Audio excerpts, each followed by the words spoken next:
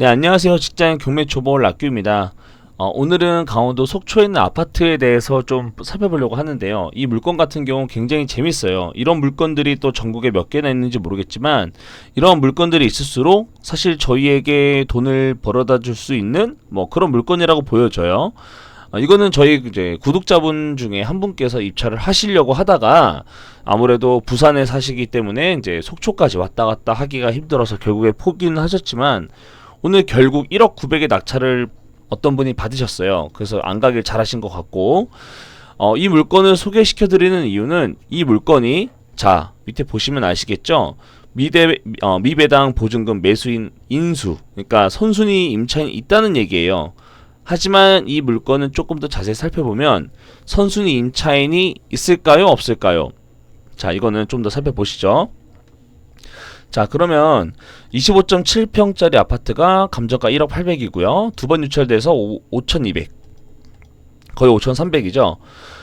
근데 왜 1억 900에 낙찰이 됐을까요? 이분은 이 선순위를 생각하지 못했을까요? 그런 말이 아닌 것 같아요. 이거는 자, 내용을 잘 볼게요.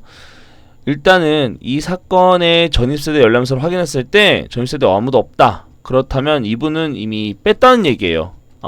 공실이란 얘기죠. 본건 점유자를 만나지 못했고 점유자 확인도 하지 못했다. 이분 김씨께선 주택 임차권 등기권자로서 등기일은 2019년 5월 7일이다. 근데 이게 포인트예요. 주택 임차권자 김씨는 주택 임차권 등기 후에 서울보증보험 주식회사에 전세보증금 반환 채권 7천만원을 양도했다랍니다. 이게 키포인트예요. 이게 키포인트고, 그러니까 나는 서울보증보험에 7천만원을 7천만원에 대한 채권을 양도를 했다, 이 얘기거든요. 그래서 서울보증보험 주식회사 김씨에게 2019년 5월 15일자로 1억 2,500을 줬다. 결국엔 선순위가 아니다 라고 보여지는 얘기입니다. 그렇다면 매수인에게 대항할 수 있는 임차인이 있으며 보증금이 전액 변제되지 아니하면 잔액을 매수인에게 인수를 해야 된다라는 얘기는 결국에는 7천만원만이 내가 책임을 지면 된다. 그래서 말소기준 권리가 이 채권이 넘어갔기 때문에 서울보증보험에 7천만원이 잡혀 있는 것이다, 이렇게 보여지는 이런 물건인 거예요. 결론은.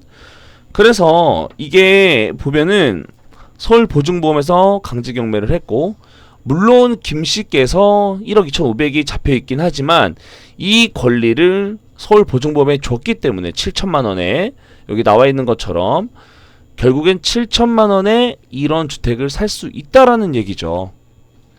무슨 말인지 이해하시겠죠? 결론은 내가 선순위고 서울보증보험에 그러니까 보증보험에 드러났던 임차인인 것 같아요. 요즘에 이제 주택임대차 보호법에 의거해서 요즘에 임대사업자분들은 다 서울보증보험 또는 무슨 보증보험 이런 보험에 가입을 해야 돼요. 그러니까 이런 위험을 어찌 보면은 감수를 어느 정도 위험을 좀 낮추기 위한 어떤 이런 장치겠죠. 그러니까 이런 거에 대한 아주 좋은 예라고 보여지는 물건입니다. 그래서 결론은 이분은 이 보험을 이용을 해서 1억 2,500을 나는 받았고 7천만원에 대한 반환 채권을 서울보증보험에 주었다.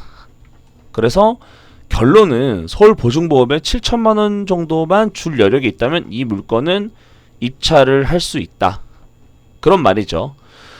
근데 이게 사실은 두 번 유찰이 됐으면 이렇게 쓸 필요가 없는 물건이거든요.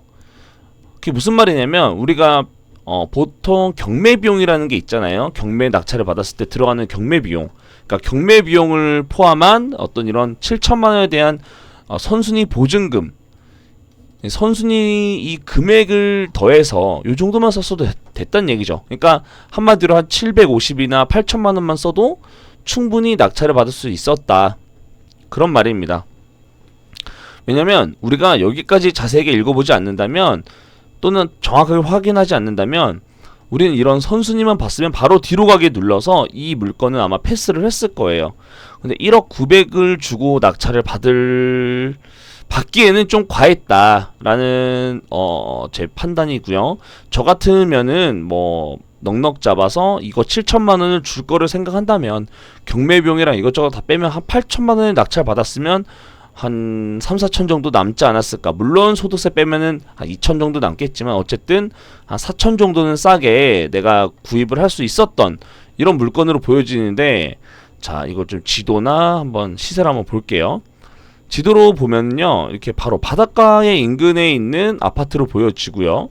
그리고 아무래도 시청이 있고 주변에 학교가 있기 때문에 나름 어느 정도 인프라가 갖춰진 물건이 아닌가 싶습니다. 자, 그래서 부동산을 보면요, 지금 실거래가 한번 볼게요. 25평이면 대충 이게 한 84제곱미터니까 한 100제곱미터 정도 봐야겠죠. 그렇다면 면적을 107 정도로 보는 게 맞는 것 같아요. 그럼 1억 한 4천 정도, 많게는 1억 8천. 그러면 다시 한번 볼게요. 1층이죠. 1층 같은 경우는 아무래도 좀 저렴해요. 그러니까 4층, 5층보다도 좀 저렴한데, 그러면 아무리 적어도 1억 한 2, 3천. 여기 보면 2층도 1억 4천이거든요.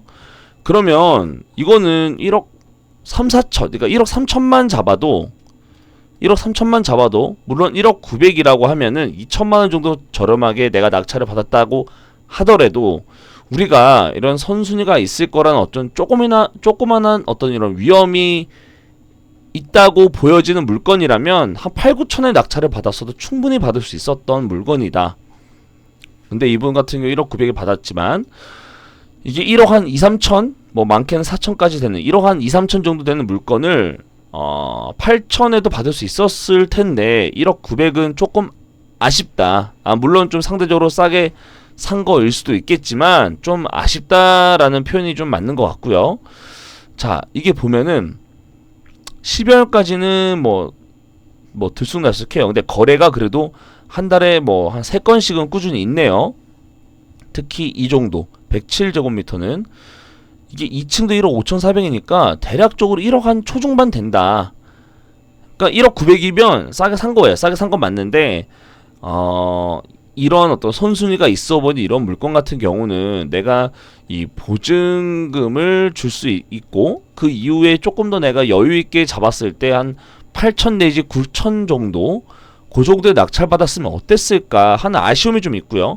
1억 9백이라고 하면은 이게 차순위 금액이 좀 얼마인지가 사실 궁금해요. 왜냐면 차순위가 예를 들어 8,500 요 정도 된다. 그러면 1억 9백까지 쓸 필요가 없었죠. 그리고 이거는 선순위가 이렇게 있으면 당연히 하겠지만 서울보증보험에 7천만 원이 있다. 그러면 조금 더 이런 어떤 이런 계산이 끝났으면 8, 9천 정도에 썼었던 게 맞지 않았나라는 생각이 좀 들어요. 그래서 시세가 1억 한 2, 3천 정도 되는 아파트를 1억 9백에 받았지만 실제로는 이런 부분만 없었으면 8, 9천에 받을 수 있었던 물건이다. 그래서 오늘 이 물건에 대한 교훈은 선순위지만 조금 더 내용을 잘 살펴보자. 그러면 이런 어떤 황금 같은 물건을 볼 수가 있고, 심지어 1억 9백으로 받으신 분도, 그러니까 101%를 받으신 분도 현재 시세보단 좀 싸긴 하지만 조금 아쉽다. 1억 이하로 받았으면 어땠을까라는 생각이 좀 드네요. 네, 그래서 오늘 이 물건 같은 경우는 저희가 경매를 하면서 한 번 더 살펴보고 또 언젠가는 마주칠 물건이라고 생각이 들거든요. 그래서 이런 거는 한번 좀 잘 보고 우리가 입찰을 했으면 어땠을까, 이런 아쉬운 마음에 오늘 영상을 찍었습니다. 감사합니다.